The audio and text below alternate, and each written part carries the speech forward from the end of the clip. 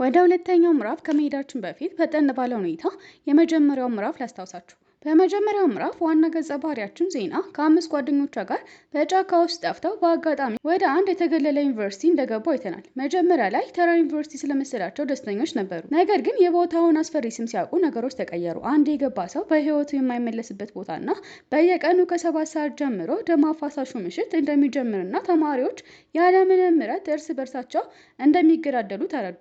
የዩኒቨርሲቲዋ መሪ እያንዳንዱ ተማሪ በሳጥኑ ውስጥ የአንድ ሰው ስም እንደሚያገኝና ራሱ ሰለባ ከመሆኑ በፊት ያንን ሰው መግደል እንዳለበት ስታወጅ ነገሩ ይበልጥ አስፈሪ ሆነ። ዜና በጣም ደንግጣ ከጓደኞቿ ጋር በመሆን ሌሊቱን በሙሉ መኝታ ክፍል ውስጥ ተደብቀው ለማሳለፍ ተስማሙ። ነገር ግን የቅርብ ጓደኛዋ ዴቪድ ለብቻው ወደ ውጭ መውጣቱን ስታውቅ ልትፈልገው ወጣች። በሚያሳዝን ሁኔታ ዴቪድ አደገኛ ከሆነው የዩኒቨርሲቲ ወሮበላ ቡድን ጋር በመቀላቀል ልቧን ሰበረው። ምክንያቱም ከማንም በላይ የምታምነው ሰው ስለነበር። ሁለተኛው ምዕራፍ የሚጀምረው ዴቪድ እንዴት ቡድኑ እንደተቀላቀለ በሚያሳይ ትዝታ ነው። ዴቪድ ለረጅም ጊዜ በሚስጥር ሲከታተላቸው ቆይቶ መደበቂያቸውን አገኘን። ነገር ግን እነሱ ቀድሞውኑ ስላዩት ያዙትና ምን እንደሚፈልግ ጠየቁት። ዴቪድም ይህንን አጋጣሚ ተጠቅሞ ጓደኞቹን በሚስጥር ለመጠበቅ ሲል ቡድኑን መቀላቀል እንደሚፈልግ ነገራቸው። የቡድኑ አባላትም ደካማ ስለመሰላቸው በፌስ ሳቁበት። መሪያቸው ግን አባል መሆን ከፈለገ ጥንካሬው ማረጋገጥ እንዳለበት ነገረውና ከቡድኑ ጠንካራ ተዋጊ ጋር ያለምንም ሕግ እንዲታገል አዘዘው። ሁሉም ዴቪድ ይፈራል ብለው ቢጠብቁም እሱ ግን በማርሻል አርትና በቦክስ ክህሎቱ ስለሚተማመን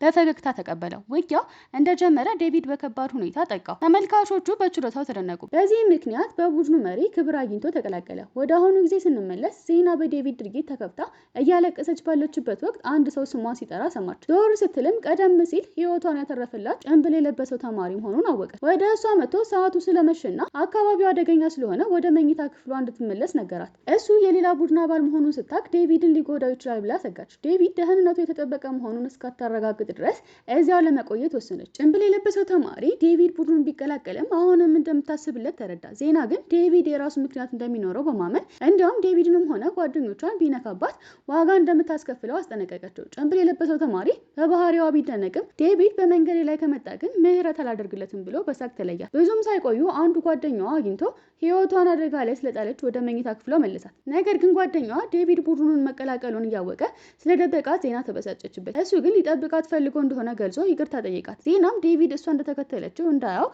ጓደኛዋን አስጠነቀቀችው። በማግስቱ ጠዋት ሁሉም ወደ ትምህርት ቤት ሲሄዱ ዜና ዴቪድ በትላንትናው ውጊያ ምክንያት ሲያነክስ አየችው። አዘነችለት። ነገር ግን ምንም እንዳልታያት ሆና አለፈች። በድንገት አንድ ተማሪ የተከተላት እንደሆነ ተሰማትና ስሟ ሳጥኑ ውስጥ ወጥቶ ሊገላት የፈለገ መስሏት በጣም ደነገጠች። መሮጥ ስትጀምር እሱም ተከተላት። ሊይዛ ሲል ግን አንዲት ጉልበተኛ ሴት መጣ ገፍትራ ጣለችውና ዜና መለጠች። ከአደጋው ካመለጠች በኋላ ጓሮ ውስጥ ተቀምጣ ራሷን ለማረጋጋት ስትሞክር በትናንትናው ዕለት ያገኘችውን ድመት አገኘችው። ስሜቷ ተቀይሮ ከድመቷ ጋር መጫወት ጀመረችና ስም አወጣችለት። የዩኒቨርሲቲው ባለስልጣን የሆነው ያን ከድመቷ ጋር ስታወራ ሰምቶ በባህሪዋ እየሳቀ እብድ አላት። ዜና ያን የዛሬው ጸጉር አቆራረጡ የተለየ መሆኑን ስትጠይቀው እሱ አፍሮ ወሬውን በመቀየር ወደ ቢሮው ወሰዳት። ዴቪድ ከሩቅ ሆኖ ሲያያቸው በሁለታቸው ግንኙነት ይቀናል። ዜና በዚህ ዩኒቨርሲቲ ውስጥ ደህንነት እንደሌለና ብቸኛ ማውጫ ማምለጥ እንደሆነ ለራሷ ትናገራለች። በኋላም በያንግ ቢሮ ውስጥ ለዩኒቨርሲቲው ምስረታ በዓል ትልቅ ግብዣ እንደሚያዘጋጅ ተረዳች። ያንግም ሀሳብ ሲጠይቃት ርችቶች እንድትጠቀም ሀሳብ አቀረበች። ያንግ በሀሳቧ ተደንቆ አጸደቀ። ጎበዝ እንደሆነችና የእሱ ጸሐፊ ለመሆን እንደምትገባ ነገራት። ዜና በምስጋናው ተደስታ ስብሰባውን ጨርሳ ወደ ክፍል ተመለሰች። ጓደኞቿ ባህሪዋ እንደተቀየረ ቢጠይቋትም ስለ ዴቪድ እውነቱን ከመናገር ተቆጠበች። በኋላ ድመቷን ስትፈልግ ያንግ ተከትላት። ነገር ግን ድመቷ ትከሻው ላይ ስትዘል ያንግ እንስሳ ስለሚፈራ ደነገጠ። ዜና በሁኔታው እየሳቀች አሾፈችበት። ያንግ የተረጋጋ ለመምሰል ቢሞክርም ዜና ሁልጊዜ ኮስታራ መሆኑን አይታ ፈገግ እንዲል ጉንጮቹን ይዛ ሳበቻቸው። እሱ ግን አልሳቀም። እንዲያውም የዩኒቨርሲቲውን ሕግ በመጣሷ ምክንያት ቅጣቷ ሊፈጸም 2 ቀን ብቻ እንደቀራትና ዝግጁ መሆኗን ጠየቃት። ዜና ብትፈራም ዝግጁ ነኝ አለችው። ያንግም እርዳታ ስላልጠየቀች ከፍቶት ጥሏት ሄደ። ዜና ወደ መኝታ ክፍሏ ስትመለስ ዜና ጓደኞቿን ጥቁር ድመቷን ክፉ መንፈስ አለው ብለው ፈሩ። ዜና ግን ድመቷን እንደወደደቻት ነገረቻቸው። በድንገት ዴቪድ ወደ ክፍሉ ገባ። በመካከላቸው ያለው የዝምታ ድባብ አይተው የተጣሉ ስለመሰላቸው ሌሎች ጓደኞቻቸው እንዲታረቁ ቦታ ለቀውላቸው ወጡ። ዜና ዴቪድን ስታርቀው ስለነበር ይቅርታ ጠየቀችው። ዴቪድን በደስታ ፈገግ ብሎ በፍጹም አልተቀየምኩሽም፣ አንቺ ሁልጊዜ በህይወቴ ውስጥ የቅርብ ሰው ነሽ አላት። ቃላቱ የዜናን ልብ ነኩት። በመጠራጠሯም ተጸጸተች። ከዛም አብረው እራት ለማዘጋጀት ወደ ወጥ ቤት ሄዱ። ዴቪድ ዜናን ለማስደሰት ተወዳጅ ምግቧ ሊሰራላት ወሰነ። ምክንያቱም በቅርቡ በነበራት ሀዘን ሊያጽናናት ፈልጎ ነበር። ዴቪድ ሽንኩርት እንዴት እንደሚከተፍ አስተምራት እጆቿን በቀስታ ይዞ ሳለ ዜና ራሷ ለመሞከር ስትል አይኖቿ ማቃጠል ጀመሩና ማልቀስ ጀመረች። ዴቪድ እነዚህ የደስታ እንባዎች መሆን አለባቸው ብሎ አሾፈባት። ሁለቱም ሰላማዊ ጊዜ አሳለፉ። ድንገት ድመቷ ከመኝታ ክፍሉ ውጭ ስታመልጥ ዜና ተከትላት ሮጠች። የፈለገች ጫካ ውስጥ ስትገባ ድመቷን አገኘቻት። ልትይዛ ስትል ግን አንዲት ሌላ ሴት ተማሪ ከበስተጀርባ መጣ ያዘቻትና አብራት ተደበቀች። ዜና ግራ ተጋብታ ስትጠይቅ ተማሪዋ ደም አፋሳሹ ምሽት ሊጀምር ስለሆነ አካባቢው አደገኛ መሆኑን ነገረቻት። ከዛም አንድ አስደንጋጭ ሚስጥር ነገረቻት። የጥቁር ድመት የቀድሞ የተማሪዎች ምክር ቤት ፕሬዝዳንት ስም እንደነበረና እርሰ መምህሯ ግን የዩኒቨርሲቲውን ሕግ ስለጣሰ እንደገደለችው ነገረቻት። ልጅቷ ስለ ሁኔታው በደንብ እንድታስረዳት ነገ በባዶ ክፍል ውስጥ ለብቻቸው እንዲገናኙ ቀጥሯ ሰጠቻት። በጨለማ ውስጥም ተሰወረች። በማግስቱ ዜና ዩኒቨርሲቲው ስትደርስ ሁሉም ለበዓሉ ዝግጅት እያደረጉ ነበር። ዜና ለተወሰነ ጊዜም ቢሆን ሰላም ተሰማት። ወደ ያንግ ቢሮ ለስብሰባ ስትሄድ ግን አንድ መምህር ያንግን ሲያስጠነቅቀው ሰማች። ዜና መርዳት ሕግ መጣስ ነው፣ የፕሬዝዳንትነት ቦታህን ሊያሳጣ ይችላል አለው። ያንግ ግን በረጋ መንፈስ ለስልጣኔ ግድ የለኝም፣ የምፈልገው ዜናን መጠበቅ ብቻ ነው፣ እሷ እንደ ጸሐፊነቷ ለእኔ ጠቃሚ ናት ብሎ መለሰ። ያንግ ለዜና ስሜት ማሳደር እንደጀመረ ግልጽ ሆነ። ዜና ይህን ስትሰማ ደስ ቢላትም ድምፅ እንዳታሰማ ፈርታ ወደ መጸዳጃ ቤት ሮጣ ተደበቀች። የያንግ ቃላት ስሜቷን ግራ አጋቡት። በኋላ ላይ ዜና በጫካ ውስጥ ያገኘቻት ምስጢራዊ ተማሪ በክፍል ውስጥ አገኘቻት። ተማሪዋ እውነቱን ነገረቻት። የቀድሞ ፕሬዝዳንት አባት የዩኒቨርሲቲው የሳይንስ ፕሮፌሰር ነበሩ። የታመመች ሚስቱን ለማዳን በተማሪዎች ላይ በምስጢር ምርምር ያደርጉ ነበር። ልጁ ግን መድኃኒቱ ለክፉ ዓላማ እንዳይውል ሲል አባቱን ለመነውና ቤተ ሙከራው ተዘጋ። ነገር ግን እርሰ መምህሯ ትዕዛዟን ስላልሰሙ በድርጊታቸው ተቆጥታ ፕሮፌሰሩንና ልጁን ገደለቻቸው። ከዛም ማንም እንዳያመልጥ ዩኒቨርሲቲውን ዘጋችውና መድኃኒቱን ራሷ መፈለግ ቀጠለች። ከዛም ጊዜ ጀምሮ የሲኦል ዩኒቨርሲቲ ወደዚህ አስፈሪ እስር ቤት ተቀየረ። ተማሪዋ ማንንም እንዳታምኝ በየቦታው ሰላዮች አሉ ብላ አስጠነቀቀቻት። በድንገት ሰው የሚሰልላቸው መሰላቸውና ሚስጥራዊውን ሰው ተከትለው ወደ ጫካ ሮጡ፣ ግን ሊያገኙት አልቻሉም። ሴት ተማሪዋ ህይወቷ አደጋ ላይ እንደሆነ ተረድታ እያለቀሰች ዜናን ቤተሰቧ እንድትጠብቅላት ተማጸነቻት። ወዲያውኑም ተሰወረች። ከባድ ዝናብ መዝነብ ጀመረ። ደም አፋሳሹ ምሽት ሊጀምር ስለሆነ ዜና ጫካ ውስጥ ጠፋች። በድንገት አንድ ሰው ከኋላ ያዛት። ስትነቃ መርማሪው መምህር ፊት ለፊት አገኘችው። እሱም አግኝቶ የሞቀ መጠጥ ሰጣትና በቢሮው እንድታድር ነገራት። በማግስቱ ለበዓሉ ዝግጅት ተጀመረ። ዜና አምራ ስትመጣ ዴቪድ በውበቷ ተደንቆ ፈዘዝ ብለው በትኩረት ይመለከታት ጀመር። ጓደኞቹ ሌላ ሰው ሳይቀድምህ ስሜቱ እንዲነግራት አበረታቱት። ዴቪድ ድፍረት አግኝቶ ወደ ዜና ቀረበና ዛሬ በጣም አምሮብሻል ብሎ ተንበርክኮ አብረው ወደ ግብዣው እንዲሄዱ ጠየቃት። ዜናም በጣም ተደስታ ተስማማች። በግብዣው ላይ ሳሉ ዜና ያችን ሚስጥራዊ ተማሪ ብትፈልጋትም ልታገኛት አልቻለችም። አንድ መጥፎ ነገር እንደደረሰባት ተሰማት። ወደ ጫካ ሄዳ ልትፈልጋት ብትሞክርም ጓደኞቿ ግን በዓሉ እንድትታደም መከሯት። በዛ ምሽት ለበዓሉ ሲባል ደም አፋሳሹ ምሽትና ማንኛውም ውጊያ ታግዶ ነበር። ሁሉም በደስታ መዝናናት ጀመሩ። ዴቪድ በዩኒቨርሲቲ የቁንጅና ውድድር ላይ ለመሳተፍ መድረክ ላይ ወጣ። ዜና በአድናቆት ስትመለከተው ጓደኞቿ ያሾፉባት ጀመር። በዚህ ሰዓት ያንግ በአጋጣሚ አልፎ ሲሄድ ዜና ለዴቪድ ያላትን የፍቅር ፈገግታ አየና በቅናት በጣም ተበሳጨ። ያንግ ሳይታሰብ በድንገት የዜናን እጅ ይዞ ከህዝብ መካከል አውጣት። ከዚያም ውድድሩን አብረው እንዲያዩ መድረኩ ፊት ለፊት አስቀመጣትና አቅራቢውም የመጨረሻ ተወዳዳሪዎችን ማስተዋወቅ ሲጀምር ለፍጻሜው ካለፉት ተማሪዎች መካከል የዴቪድ ስም ተጠራ። ዜና በደስታ ትጮህለት ጀመር። ነገር ግን ያንግ ተበሳጭቶ ዴቪድን እንዳታየው አይኖቿን በእጁ ከለለ። በዛም ቅናት ተገፋፍቶ ዜና እሱ እንድታስተውለው ሲል ራሱን ውድድሩ ለመቀላቀል ወሰነ። ዜና ግን እሱን ከማየት ይልቅ በጣም አፍራ አይኖቿን ጨፈነች። ከዚህ በኋላ ያንግ በድንገት ዜናን ከእሱ ጋር በምርጥ ጥንዶች ውድድር ላይ እንድትሳተፍ መረጣት። እሷ ምንም ምላሽ እንኳን ሳትሰጥ ወደ መድረክ ወተታትና በመላ ዩኒቨርሲቲ ፊት እጇን አጥብቆ ያዛት። ዜና ብታፍርም እና ባይመቻትም ከመከተሉ ውጭ አማራጭ አልነበራትም። ለምን እንዲህ አደረክ ብላ በሹክሹክታ ድምፅ ጠየቀችው። ያንግ ግን በልበ ሙሉን እኔና አንቺ ከዴቪድ ጋር ከምትወኙ በላይ በጣም እንመጣጥናለን ብሎ መለሰላት። ብዙም ሳይቆዩ የውድድሩ ውጤት ታወቀ። አንደኛ የወጣችው ያቺ ጉልበተኛዋ ሴት ነበረች። ያንግ ግን ወዲያውኑ ተቆጥቶ ሽልማቱን ከእጇ ቀማትና እውነተኛዋ አሸናፊ ዜና መሆን አለባት፣ ምክንያቱም በመላ ዩኒቨርሲቲ ውስጥ እጅግ በጣም ቆንጆዋ ሴት እሷ ነች ብሎ በድፍረት አወጀ። ሁሉም ስለፈሩት ውሳኔውን በዝምታ ተቀበሉ። ዜና ከጓደኞቿ ጋር ጓሮ ውስጥ ቆማ ሳለ ነገ የቅጣት ቀኗ መሆኑን በድንገት አስታወሰች። በጭንቀት ተውጣ ሀሳቧን ለማረጋጋት ለብቻዋ ራቅ ብላ ለመሄድ ወሰነች። ዴቪድ ልከተለች ቢላትም ዛሬ ደም አፋሳሽ ምሽት ስላልሆነ ደህና ነኝ ብላ ብቻዋን ወደ ጫካው አመራች። እዚያም ያንግ ጠበቃት። እንዴት እንደምትመጣ እንዳወቀ ስትጠይቀው በፈገግታ ሁልጊዜ አንቺ መኖር ይሰማኛል አላት። ወደ እሷ ቀርቦ እየፈራች እንደሆነ ጠይቃትና አብረን ከዩኒቨርሲቲው እንጥፋ አላት። ዜና ግን ጓደኞቿን ጥላ መሄድ ስለማትችል ወዲያውኑ እምቢ አለችው። ከእነሱ ውጭ ለብቻዋ ከመትረፍ አብራቸው መቆየትን እንደምትመርጥ ነገረችው። ያንግ ለምትወዳቸው ሰዎች ህይወቷን ለመስጠት ዝግጁ መሆኗን ሲያውቅ ልቡ ተነካ። በመጨረሻም ከነገ ቁጣት ሊያድናት የሚችል አንድ መንገድ ብቻ እንዳለ ነገራት። እጇን ይዞ ፍቅረኛ ይሁኝ አላት። የኔ ከሆንሽ ማንም ሊቀጣሽም ሆነ ሊነካሽ አይደፍርም ብሎ ቃል ገባላት። ዜና በእውነት እንደሚያስብላት ስትረዳ ስሜታዊ ሆና ልትስማማ ስትል ከጫካው ውስጥ ጩኸት ተሰማ። ዜና ወደ ድምፁ ስትሮጥ ያቺ በጫካ ውስጥ ያገኘቻት ተማሪ መሬት ላይ ወድቃ አገኘቻት። በሆነው ነገር ራሷን እየወቀሰች ማልቀስ ጀመረች። በዚህ ሰዓት ዴቪድ በአቅራቢያው ሲያልፍ የጥቃቱ አካል መሆኑን ጠረጠረች። ተቆጥታ ወደ ጫካ ጎተተችውና እጅ አለበት ብላ ጠየቀችው። ዴቪድ ግን በፍጹም እንዳላደረገውና እንድታምነው ተማጸናት። ዜና ግን ራስ ወዳድ ሆነዋል፣ ሌላው ሲሰቃይ አንተ ለመዳን ብቻ ቡድኑን ተቀላቀልክ ብላ ወነጀለችው። ዴቪድ በንግግሯ በጣም ተጎዳ። ቡድኑ የተቀላቀለበትን ምክንያት ስታስታውስ የቡድኑ አባላት በዩኒቨርሲቲ ውስጥ ትልቅ ጦርነት እንደሚነሳና ብዙ ተማሪዎች እንደሚሞቱ አስጠንቅቀውት ነበር። ዴቪድ ጓደኞቹን በሚስጥር ስለመጠበቅ ሲል ራሱን መስዋዕት አድርጎ ቡድኑን መቀላቀሉን ለዜና እውነቱን ተናገራት። ይህንን ሁሉ ያደረኩት ስለመወድሽና አንቺ ስትጎጂ ማየት ስለማልችል ነው ብሎ ሲነግራት የዜና ስሜት ተቀየረ። በጥርጣሬዋም ይቅርታ ጠየቀችውና ተቃቀፉ። በድንገት የሌላ ቡድን አባላት ሲመጡ ሰሙ። ዴቪድም ዜናን ደብቆ ብቻውን ሊገጥማቸው ወጣ። ጠላቶቹም ብዙ ስለነበሩ ዴቪድን ከበው ክፉኛ ደበደቡት። ዴቪድ በህመም ሲጮህ ዜና መውጣት ብትፈልግም ተደበቂ ስላላት በለቅሶ ዝም አለች። በዚህ ሰዓት ያንግ ደረሰና እንደ ጭራቅ ሆኖ ብቻውን ሁሉንም ቡድን አሸነፈ። ከዛም ዴቪድ እና ዜናን ወደ ሕክምና ክፍል ወሰዳቸው። በቤተ ሙከራ ውስጥ ግን ዶክተሩ በዛች ተማሪ አስከሬን ላይ ምርምር እንዲያደርግ ታዘዘ። በሰውነቷ ላይ ቁጥር 15 ብሎ ጻፈ።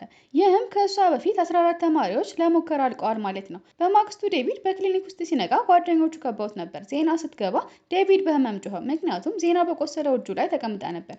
ጓደኞቻቸው በሁኔታው ሳቁ። ነርሷ ትንሽ ዘግይቶ ቢሆን ኖሮ ደም ፈሶት ይሞት ነበር አለች። ዜና ዴቪድ ስላዳናት አመሰገነችውና ዳግመኛ እንደማትጠራጠረው ቃል ገባችለት። ዴቪድም ፈገግ በይልኝ አላት። በኋላም ዜና ያንግን አግኝታ ዴቪድን ስላዳናው አመሰገነችው። ነገር ግን የቡድኑ መሪ የዴቪድ ደካማ ጎን ዜና መሆኗን ተረድቶ ሊያጠቃት አሰበ። ያንግ ግን ብትነቃት ዋጋ ትከፍላለች ሲል አስጠነቀቀውና ዜና ወደ ያንግ ቢሮ ስትሄድ ያቺ ባለ ሀብት ሴት አግኝታ ሰደበቻትና አገልጋይ ሁኚልኝ ብላ አዘዘቻት። ዜና ተቆጥታ ጸጉሯን ልትይዛት ብታስብም ለያንግ ስትል ራሷን ተቆጣጥራ አለፈች። ዜና ቢሮ ስትገባ ደክሟ ስለነበር ያንግ ተረድቶ የምትወደውን ምግብ በሚስጥር አቀረበላት። በረዳቱ ፊት ያንግ ለእሷ የሚያሳየው ትኩረት ዜናን በጣም አሳፈራት። ያንግም ዜና በነፃነት እንድትመገብ ሰራተኞቹን ሁሉ ከቢሮ አስወጣ። ዜና እምቢ ብትልም ያንግ ግን መብላት ካልፈለግሽ እኔ ራሴ አጎርስሻለሁ ብሎ ሲያስፈራራት በጣም አፍራ መብላት ጀመረች። ከዚህ ሰዓት በኋላ ሚስጥራዊ ቤተ ሙከራ ውስጥ ጠባቂዎች ሌላ ተማሪ ለምርመራ ይዘው መጡ። ይህች ተማሪ ቀደም ሲል ዜናን ከመርዝ ያዳነቻትና መርዙን ያከመችላት ባለ ቀይ ስካርፕ ልጅ ነበረች። ዶክተሩ እሷን ሲያይ በጣም ደነገጠ። ደሟ ከሌሎች የተለየ መሆኑን ስለተረዳ ለልዩ ምርመራ ናሙና ሊወስድባት ወሰነ። ዜና ወደ መኝታ ክፍሏ ልትመለስ ስትል ያንግ በድንገት ከኋላዋ መጥቶ አንገቷን ያዛት። ጀርባሽን እንዲህ ክፍት አታድርጊው፣ በማንኛውም ሰዓት ጥቃት ሊሰነዘርብሽ ይችላል ብሎ አስጠነቀቃት። ከዛም በጣም ጠንካራ እንድትሆን ወደ ስልጠና ክለብ ወሰዳት። በመጀመሪያ ዙር የያንግን ጥቃቶች በቀላሉ መከታ ብቻ ሳይሆን እግሩን ጠልፋ መሬት ላይ ጣለችው። ዜና በራሷ ተኩራርታ እኔን ለማስተማር መጀመሪያ ራስ መቆም አለብህ ብላ በኩራት አሸፈችበት። ያንግ ግን በችሎታዋ ቢደነቅም በሁለተኛው ዙር ግን ጨዋታውን አቆመ። በእውነተኛ ፍጥነትና ጥንካሬ ሲያጠቃት ዜና ልትነካው እንኳን አልቻለችም። ሁሉንም ጥቃቶቿን በቀላሉ ይመክት ነበር።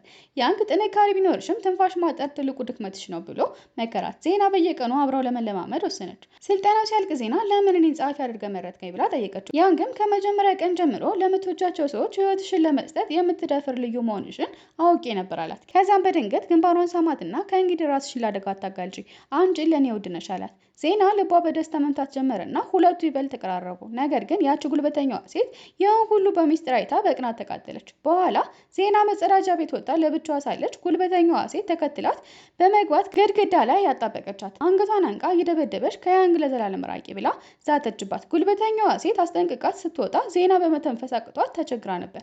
ያንግ አንገቷ ላይ ያለውን ምልክት አይቶ ደነገጠ። ማነው እንዲህ ያደረገች ብሎ ሊቀጣቸው ቢፈልግም ዜና ግን ራሴን መከላከል እችላለሁ ብላ አልፈለገችም ነበር። ዜና ወደ ክሊኒክ ሄዳ ነርሷ ስታከማት ነርሷ በጣም አዝና ነበር። ዜና ምን እንደሆነ ስትጠይቃት ነርሷ እያለቀሰች እሷን በዚህ ዩኒቨርሲቲ ውስጥ ታስራ ቤተሰቦቿ እንደናፈቀች ነገረቻት። ዜና ማጽናናቻትና አንድ ቀን አብረው እንደሚወጡ ቃል ገባችላት። ነርሷን ለዜና ውለታዋን ለመመለስ መርዙን የጨመረባት ማን እንደሆነ የሚስጥር ወረቀት ሰጠቻት። ዜና ስሙ ስታነበው ደነገጠች። መርዙን ያዘጋጀው አንድ የቅርብ ጓደኛዋ ነበር። ዜና ወደ ዶርም ተመልሳ ስታስብ ዴቪድ ግራ እንደገባት አይቶ ሊያጫውታት ሞከረ። ጓደኞቹን ሁሉ ሰብስቦ የእውነት ጨዋታ መጫወት ጀመሩ። የዜና ተራ ሲደርስ በባሉ ምሽት መጠጥ ውስጥ መርዝ የጨመርከው አንተ ነህ ብላ ጓደኛዋን ጠየቀችው።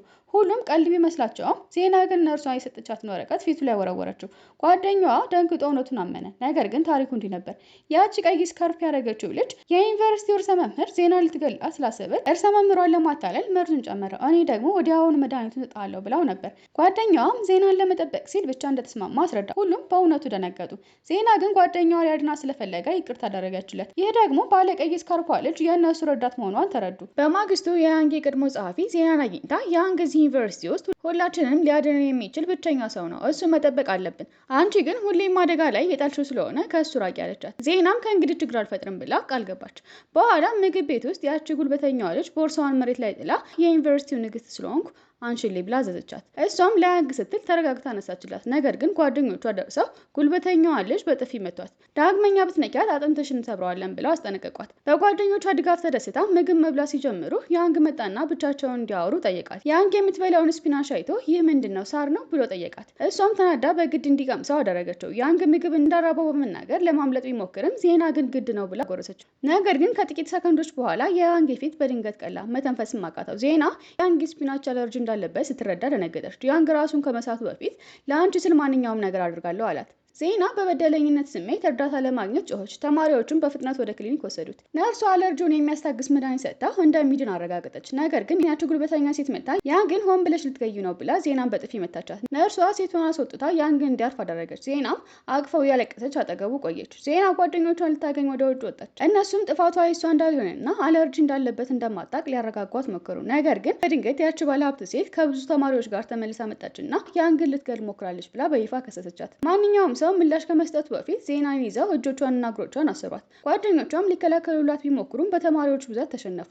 ቡድኑ ዜናን መሬት ላይ ጥለው በዱላ ክፉኛ ደበደቧት። ዜና በደም ተጨማልቃ ስትጮህ እነሱ ግን ይስቁባት ነበር። ሊገሏት ሲዘጋጁም ያንግ በድንገት በቆሰለ ሰውነቱ ደርሶ በመካከላቸው ገባና ቀጣዩን ምት እሱ ተቀበለላት። ፊቱ በቁጣ ተሞልቶ ዱላውን ነጥቆ መሬት ላይ ጣለውና በቁጣ ለዚህ ሁሉ ዋጋ ትከፍላላችሁ ብሎ ዛተባቸው። ከዛም ዜናን በክንዱ አዝሎ ወደ ቀዶ ጥገና ክፍል እየወሰዳት ሳለ እርሰ መምህሯ መጣ ለስሜት ተገዝተ ደካማ ሆነዋል፣ ዜና ያንተ ትልቁ ድክመት ስለሆነች እንድትሞት ተዋት ስትል አዘዘችው። ያንግ ግን እሷ የኔ ጸሐፊ ናት፣ ማንም እንዲነካት አልፈቅድም ብሎ ትቷት ሄደ።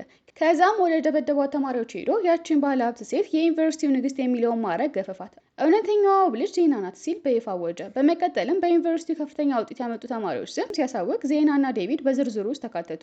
ያንግ በሚስጥር ለወሮበላ ቡድኖች ትእዛዝ ሰጠ። በቀጣዩ ደም ምሽት ዜናን የነኩ ተማሪዎች ሁሉ እንዲቀጡ አዘዘ። ዜና በህልሟ ጫካ ውስጥ ብቻዋን ሆና ተማሪዎች ሲያሳድዷት አይታ በጩኸት ነቃች። ያንግ አጠገቧ ተቀምጦ አገኘችው። ያንግ በእሱ ምክንያት ስለቆሰለች ይቅርታ ጠየቃት። ዜና ግን ህይወቷን ስላዳና አመሰገነችው። ያንግ ፈገግ ብሎ እጇን ያዛትና እኔ ከጎንሽ እስካለው ድረስ ማንም አይነካሽም ብሎ ቃል ገባላት። ታሪኩ በዚህ ቃል ኪዳን ምዕራፍ 2 ይጠናቀቃል። ነገር ግን አሁንም መልስ ያላገኙ ብዙ ሚስጥሮች አሉ። ያቺ ቀይ ስካርፍ ያደረገችው ልጅ ማናት? ዶክተሩ የደም ውጤት አይቶ ለምን ደነገጠ? በሚስጥራዊ ቤተ ሙከራ ውስጥ ምን እየተደበቀ ነው? የቀድሞ ፕሬዚዳንት የተገደለው በእውነት ህግ መብጣሱ ነው ወይስ ሌላ ሚስጥር አለ? ቀጣዮችን ክፍሎች ልክ እንደተለቀቁ ይዤላችሁ እመጣለሁ። እስከዛው ድረስ ሰላም ሁኑልኝ።